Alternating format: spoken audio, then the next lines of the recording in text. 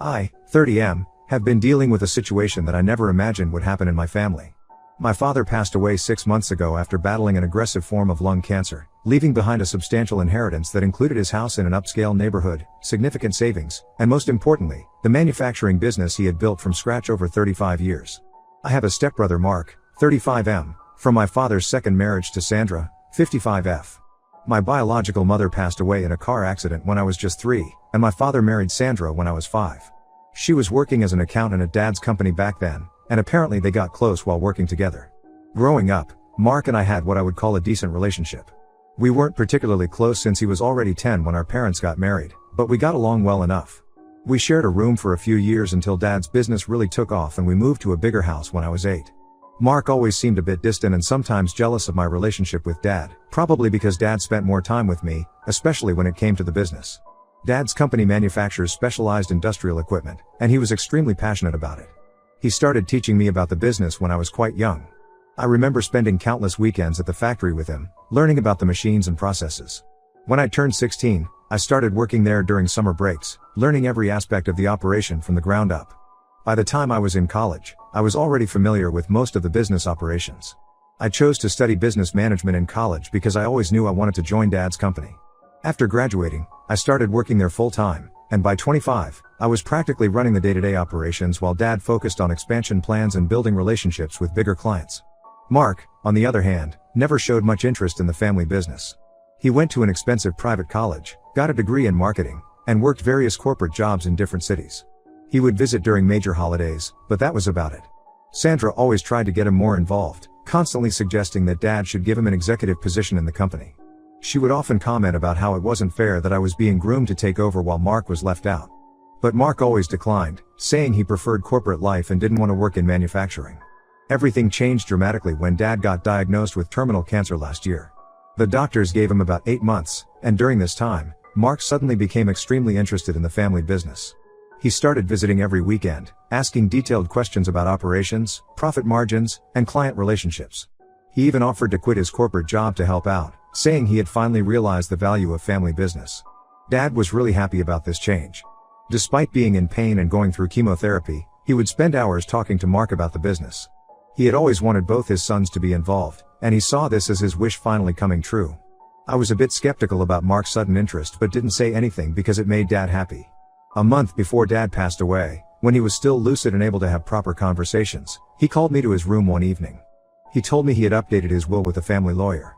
He said that while I had put in years of work in the business, he wanted to be fair to both his sons, so he was splitting everything equally between Mark and me. The business, the house, his savings, everything would be divided 50-50. He made me promise to help Mark learn the business, saying it would be good for us to work together as brothers. I agreed because I knew how much it meant to him. After Dad passed away, we had the will reading at the lawyer's office. Sandra was there with Mark, and some other close family members were present too.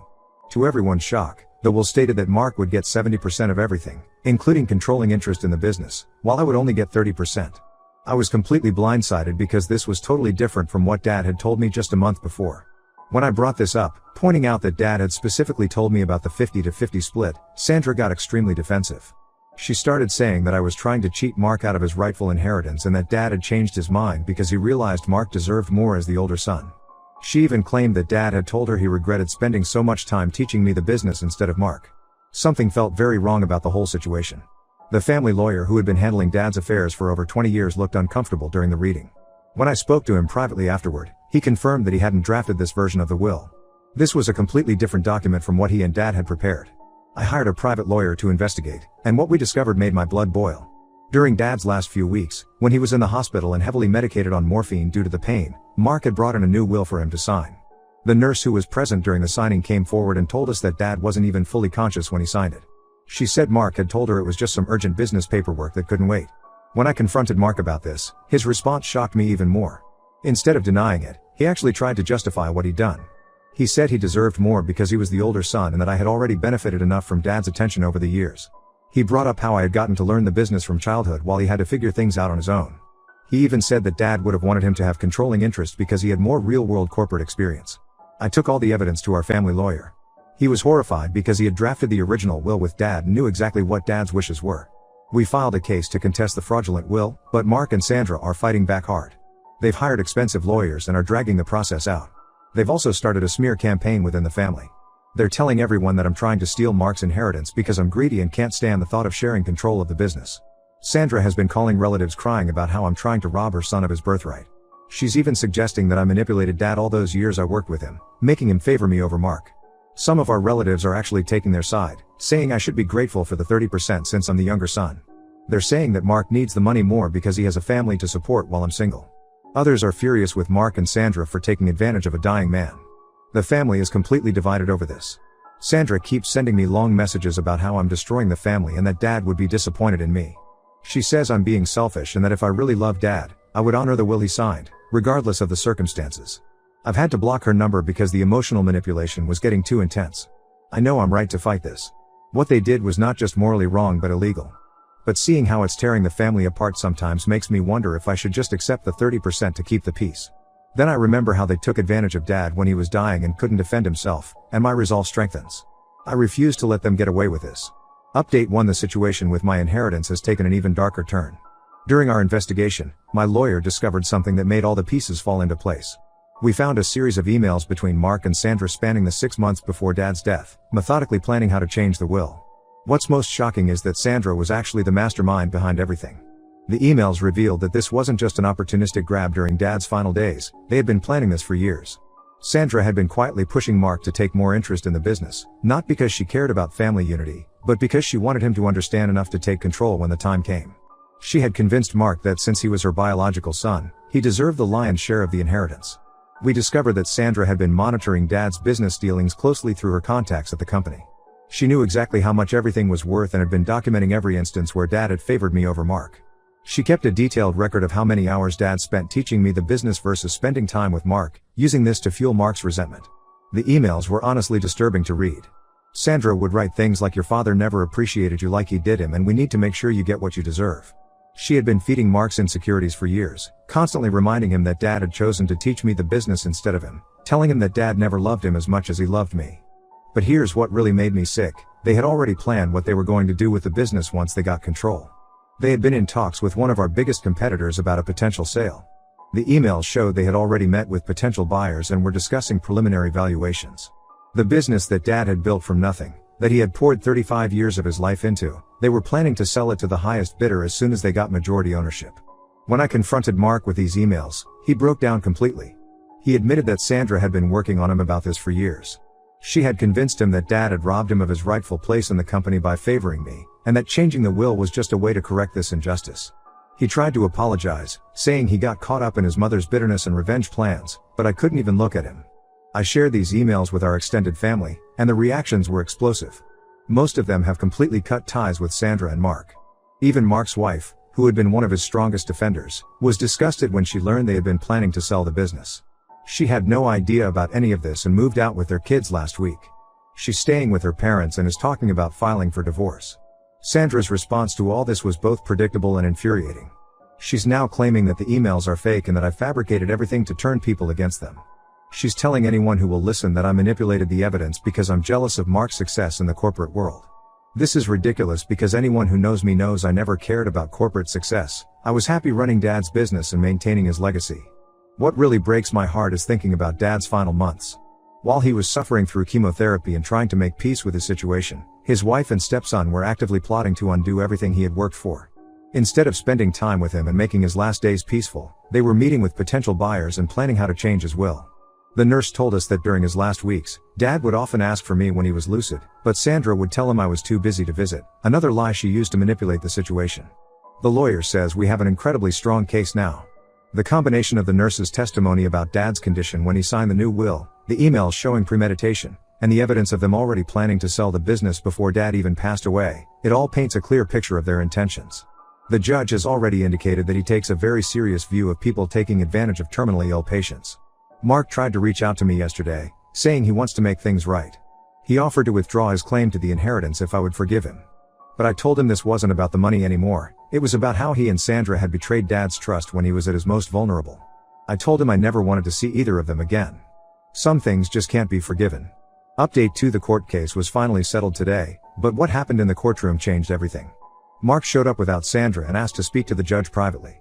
What he revealed in that meeting blew the case wide open and exposed an even darker side to this whole situation. Mark confessed everything and provided evidence that showed Sandra's manipulation went far deeper than any of us had imagined. He had found a hidden laptop in their house containing years of detailed plans. Sandra had been planning this even before Dad got sick. She had opened multiple secret bank accounts in Mark's name and had been slowly siphoning money from Dad's personal accounts for years, using her position as his wife to access his financial information.